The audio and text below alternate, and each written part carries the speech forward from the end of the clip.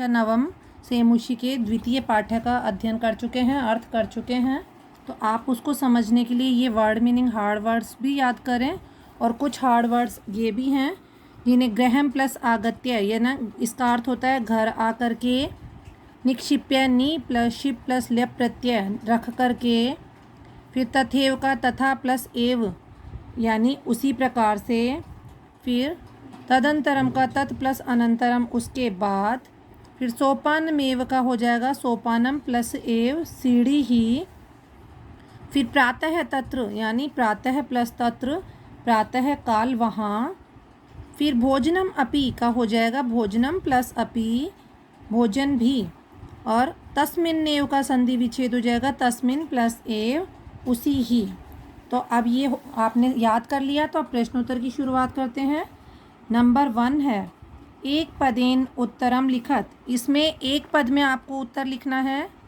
इसका क्या है, माता काम आदिशत, माता ने किसको आदेश दिया, माता पुत्रीम आदिशत, माता ने पुत्री को आदेश दिया।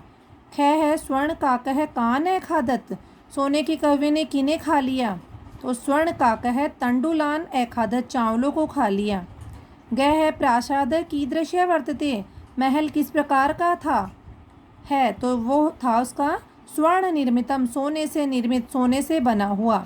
फिर घ है ग्रहम आगत्य तया का समुद्घाटिता, घर आकर के उसके द्वारा क्या खोली गई, मंजूषा, जो संदूक वो लेकर आई थी ना, तो मंजूषा खोली गई।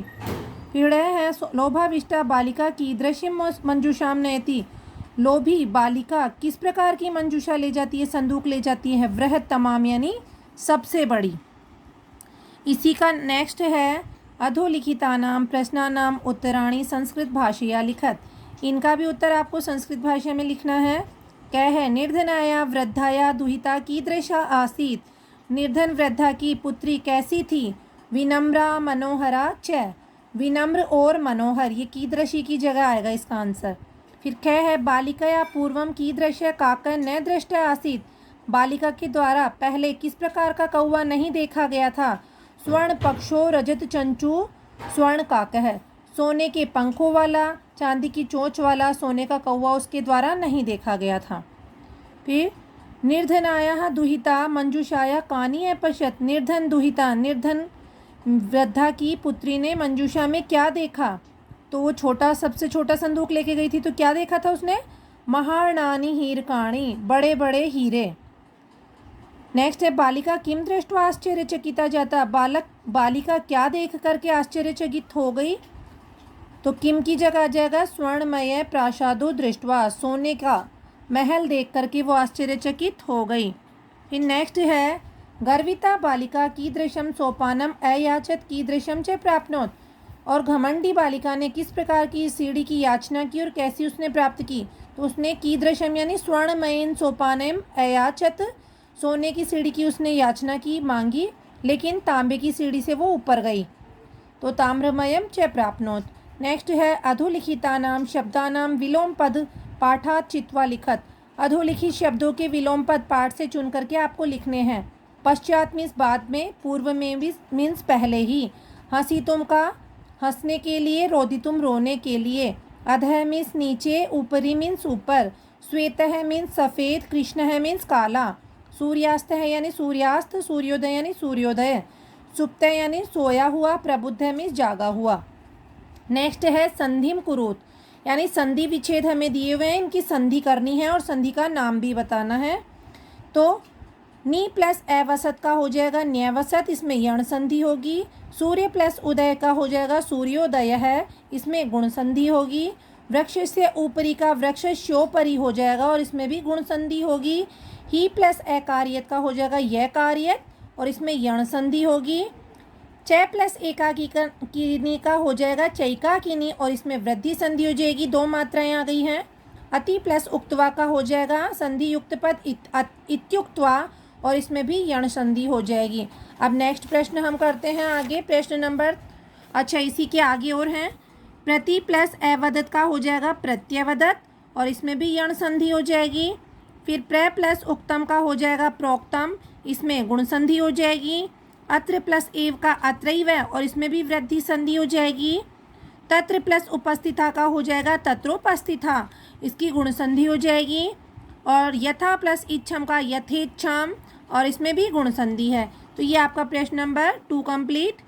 प्रश्न नंबर 3 में आपको स्थूल पदान्य अधिकृत्य प्रश्न निर्माणम कुरुत, जो हमारे डार्क वर्ड में लिखे हुए हैं, डार्क जो अक्षर हैं, स्थूल हैं, रेखांकित कर रखे हैं, उनको आधार मान करके हमें प्रश्न निर्माण करना है। उसकी जगह दूसरे प्रश्नवाचक वर्ड आएंगे जिससे प्रश्न निर्माण होगा। कै ग्रामे निर्धना स्त्री अवसत, गांव में निर्धन स्त्री रहती थी। तो ग्रामे का अवसत प्रश्नवाचक चिन्ह। स्वर्ण काकः निवारयन्ति बालिका प्रार्थयत, तो कम निवारयन्ति बालिका प्रार्थयत प्रश्नवाचक चिन्ह। फिर गय है सूर्योदयात पूर्व में बालिका तत्रोपस्थिता, तो कस्मात् पूर्व में बालिका तत्रोपस्थिता। बालिका निर्धन मातु दुहिता आसीत, तो इसका हो जाएगा बालिका कस्याः दुहिता आसीत, किसकी दुहिता थी, किसकी पुत्री थी। फिर लुब्धा वृद्धा स्वर्ण काकस्य रहस्यम अभिज्ञातवती, लोभी वृद्धा ने सोने के कौवे के रहस्य को ज्ञात कर लिया। तो इसका हो जाएगा लुब्धा वृद्धा कस्य रहस्यम अभिज्ञातवती, किसका रहस्य उसने ज्ञात कर लिया। नेक्स्ट है आपके प्रकृति प्रत्यय संयोगम कुरुत पाठात चित्वा वा लिखत, तो आपको प्रकृति प्रत्यय का संयोग करना है। मीन्स जो प्रकृति प्रत्यय अलग अलग हैं उनको मिला करके लिखना है, संयोजित करके लिखना है, जोड़ करके लिखना है। वी प्लस लोक प्लस ल्यप प्रत्यय का विलोक्य हो जाएगा। नी उपसर्ग शिप धातु ल्यप प्रत्यय का निक्षिप्य हो जाएगा। आ उपसर्ग गम धातु ल्यप प्रत्यय का आगम्य हो जाएगा। दृष्ट धातु प्लस कत्वा प्रत्यय का दृष्टवा हो जाएगा। शी धातु प्लस कत्वा प्रत्यय का शयित्वा हो जाएगा रूप, और लघु प्लस तमप प्रत्यय का लघु तमम रूप हो जाएगा। नेक्स्ट है, इस वाले में हमने किए थे प्रकृति प्रत्यय का संयोग, और अब यहाँ हमें क्या करना है, विभाग करना है। मीन्स इनको जुड़े हुए प्रकृति प्रत्यय युक्त पदों को तोड़ना है। तो क्या है, रोदितुम का हो जाएगा रुद्ध प्लस तुमुन प्रत्यय, दृष्टवा का हो जाएगा दृश प्लस कत्वा प्रत्यय, विलोक्य का हो जाएगा वी प्लस लोक प्लस ल्यप प्रत्यय, निक्षिप्य का हो जाएगा नी प्लस शिप प्लस ल्यप प्रत्यय, आगत्य का हो जाएगा आ प्लस गम प्लस ल्यप प्रत्यय, शयित्वा का हो जाएगा शी प्लस कत्वा प्रत्यय, और लघु तमम का हो जाएगा लघु प्लस तमम प्रत्यय। तो ये आपका प्रश्न नंबर 5 कंप्लीट हो चुका है। प्रश्न नंबर 6 है आपके अधोलिखितानि कथनानि कह कहा काम काम च कथयति। ये जो नीचे सेंटेंस हमारे लिखे हुए हैं, वाक्य जो लिखे हुए हैं वो हमारी बुक के ही हैं।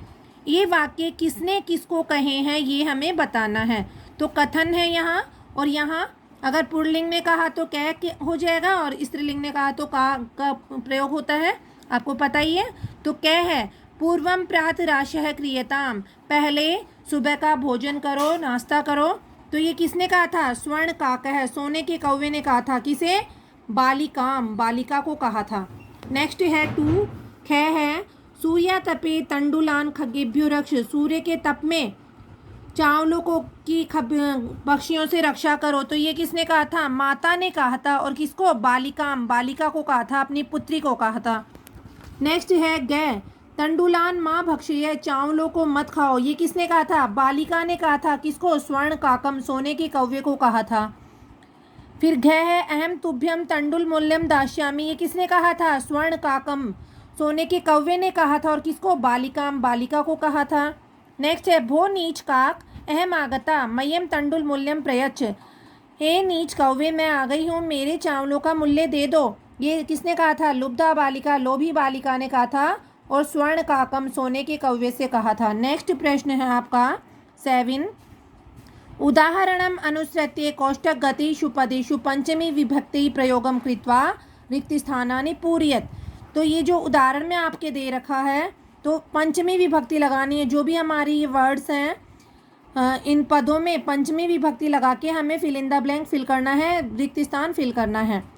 तो बिल की पंचमी विभक्ति बिलात हो गई है। मूषक है बिलात बही निर्गच्छति, चूहा बिल के बाहर निकल जाता है। फिर कह है जन है ग्रामात बही आगच्छति, ग्राम की पंचमी विभक्ति ग्रामात हो जाएगी। पर्वत की पंचमी विभक्ति पर्वतात हो जाएगी। वृक्ष की पंचमी विभक्ति वृक्षात हो जाएगी। सिंह की पंचमी विभक्ति सिंघात हो जाएगी। क्लेश की पंचमी विभक्ति क्लेशात हो जाएगी। और पाप की पंचमी विभक्ति पापात हो जाएगी। तो चलिए सेंटेंस भी पढ़ लेते हैं।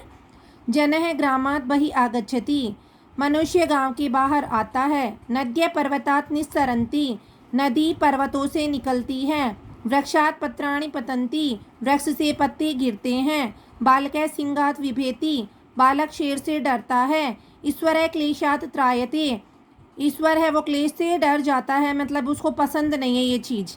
प्रभु भक्तम पापात निवारयति, और प्रभु है वो भक्तों को क्या करते हैं, पाप रूपी कार्यों से हटाते हैं, अच्छे कार्यों में लगाते हैं। तो ये प्रश्नोत्तर आपके कंप्लीट हो गए हैं।